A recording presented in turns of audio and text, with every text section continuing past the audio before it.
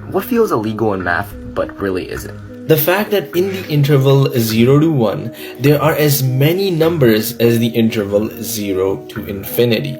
And that's very difficult to accept because the interval 0 to 1 is contained within the interval 0 to infinity. You see, in real life, when you're able to fit something, let's say, inside a box, then that thing must be smaller than the box, otherwise you wouldn't fit. And so because of our real life experiences and our brain's conditioned to think only about finite sets, the concept of infinity becomes difficult to grasp.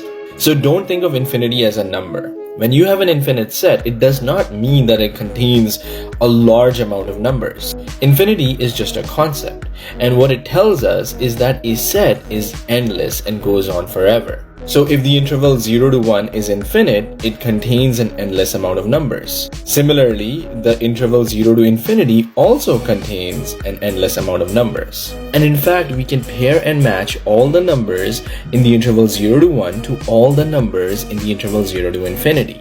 And here is one way of doing it. If you plot the graph 1 over x minus 1, you can see that the domain 0 to 1 covers all y values from 0 to infinity.